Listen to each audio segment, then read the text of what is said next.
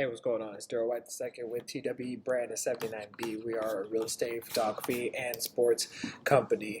Our biggest goal is to increase by 20% around 200 companies in the next 3 years for their fan engagement and be the go-to entrepreneur for OTT, brand equity, and all right, let's just look up that last part because I keep forgetting.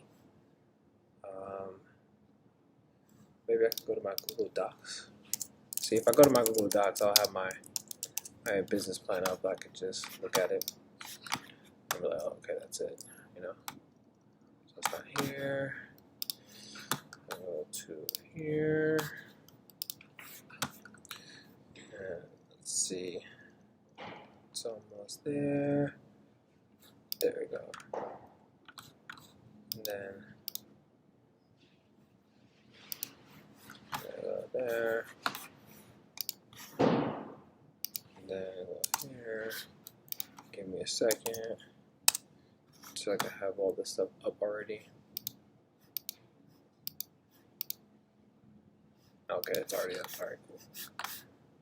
So, our vision is to create strong brands by developing strategic media, helping 200 companies across 3 countries increase their fan engagement by 20%, and becoming the go-to entrepreneur for OTT and brand equity by 2031. All right, so there was another. All right, so today we're going to be going over what I'd like to call. I looked this up on a piece of software that looks up all the questions for like keywords and certain phrases that are on like sites like Reddit and stuff like that. The first one that I'm going to be addressing is the question says, which breweries have bad can design branding? Now, when it comes to branding, I know that there's 3 aspects. There's the design part, there's the expression part, and there's also the what's the third one? The designing, there's expression, and then there's the it's not communication, is it? Oh man. Let's see if I can remember. If I go to my folder, then I go to the deliverables for this year, and I click on this, I'll be able to see the third aspect. So it would be the design parts, the defining parts, and the expression parts. So from my understanding, a bad can design will be 3 of those things. So it'll be like 1 out of 3, right? 2 out of 3 is okay. 3 out of 3 is spectacular. Whenever when I used to drink beer, I don't drink beer anymore, but when I used to drink alcohol and stuff like that, it does depend on which type of can design, like the label and stuff like that, of how I would choose if I was trying to pick something new, right? Like for me, I would choose like my go-tos, right? There's always a go-to for every single person, so you have to keep that in mind when it comes to can design. If you were going to choose, if you're trying to decide whether or not this design is going to be good over another, my tactic is to choose the brand that you like the most, right? Like for me, when I was drinking, let's say it was something light, right? Like a Coors Light, right? Coors Light has like a gray background with red letters, and then the logo is like of a mountain, right? For me, that was solid. It got the job done, and it was easily identifiable. Versus, say for example, a Bud Light Platinum, right? Bud Light Platinum is very difficult for me to spot out when I'm looking at like different beers on the shelves, because I will be looking at all the different colors, right? That'd be the first thing that I'm looking for, not the word, because there's like cans, right? And then there's bottles, and then there's the liquor bottles, and then there's jugs, and then there's like pouches, right? There's different like types of containers. So the colors is the first thing that I'm going to be looking for, and then there's the amount, right? Is you have to look at whether or not the amount of cans put together has like an overall good look or a bad look, right? For example, if you had a High Life, right, a 32-ounce of High Life, and you had like a box full of 18, it just doesn't look as attractive as it would if you had like a 32-pack cans of like a similar brand, right? Just like the types of quantity does matter when it comes to overall look as well. So if I were to choose what a bad can design would be, um, me in my personal opinion, it would have too many things going on the design, right? So there's too many words on the label. There's too many images on the label. There's too many colors on the label, and the colors do not look consistent. So when you're looking for like what's good versus what's bad, you have to look at it from a design perspective, and then you have to look at it from an environment perspective. Okay, so from the design perspective, you have to look at the relationship of the elements on the label. Understand that you have to have like all the special parts that by law, every can brewery, every distributor needs to have on their can, right? Like they need to have the label, they need to have the ounces, they need to have the calories, the ingredients. They have to have like drink responsibly, that kind of stuff, and all those things. So it's going to take up a lot of real estate on the label itself. All right, so you have to understand that. Maybe choose where you're going to put those things. I'm not sure if by law you have to have them at a certain area, but they do have to be visible, and it does matter where you put those. Okay. The second thing would be the logo itself. Are you choosing a logo that stands out to you? Okay. Don't choose a logo that every other brewery is creating, because that's just going to make you another commodity brand.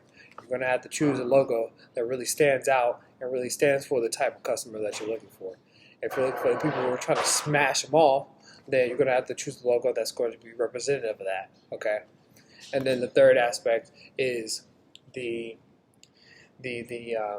overall look, the environment. I mean, so for the environment, like I said earlier, there's the actual aisles that you put the beer on. You have what's it going to look like on the shelf? What's it going to look like on the bar? What's it going to look like on the floor? What's it going to look like in the trash? What's it going to look like on the street? What's it going to look like when you turn it into a bottle, right? What's it going to look like when you put it onto a liquor bottle rather than a beer bottle, right? And then what's it going to look like on the box itself if you're putting it into like a 6-pack versus a 18-pack versus 24 versus 32, okay? So the best thing that you could do is just take some cans and then put your label over it, right? Take some sticky notes or like some type of labeling system. You could print some out of like FedEx or something, and then you could just put it around like the can or put it around the bottle, and you can really decide like, okay, this kind of looks good, this kind of looks bad, and then put it on these different areas. Like go to your bar, go to your brewery, put it on the shelf. Go to the grocery store, put it on the shelf. No one's going to care, okay? Make sure you throw it away, obviously, and be safe, you know what I'm saying? Don't be drinking in public and stuff. But for real, like put it into a box, like a six box. Put it, if you don't have those type of boxes, get those containers from from a fast food restaurant that you hold your drinks in, and just put them in there, you know what I'm saying? And if not, you could go to like probably Home Depot or something like that and get those plastic containers that has like the different like grooves that you could put like glass bottles in or like glasses in, or you can go to, let's see, you could go to a wine place like a Bevmo or similar store, and you can ask them if they have any empty containers, like wine containers, or see how much it costs to get it like a wine box where you could just put the wine boxes in there, and you can practice through that. Okay, so the biggest thing when it comes to bad can design is how it's going to look physically, right? That's the biggest thing. And then the second thing is how is it going to look on the label itself, given that you have to have a lot of different other items on there. Okay, so let me know what you think. Personally, when it comes to these like questions and stuff, I'm not going to have all the answers, right? And that's obvious. Sometimes I'm going to have time to be able to research. Sometimes I'm going to have time to like look up these things. Other times I'm not going to, and it's going to be like I'm just going to wing it and use my my previous experience to be able to create these things. So I apologize ahead of time if it's not like super scientific from these different scientific studies. Yes, so sorry. Okay, it's going to be a lot of questions, and I definitely want to try to focus on answering them as fast as possible with the best knowledge that I have. Okay. If you have any other extra questions related to this stuff, we'll definitely circle back to this. We have a part 2 all the way to part 20. I'm not going past part 20, okay?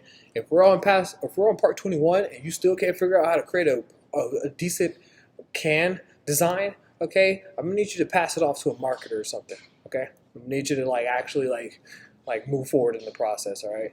The biggest thing to remember, don't think that your first try is going to be the best try. It's not, okay? So get the can design out to some of your customers as fast as possible. What you could do is to put it on a flyer, right?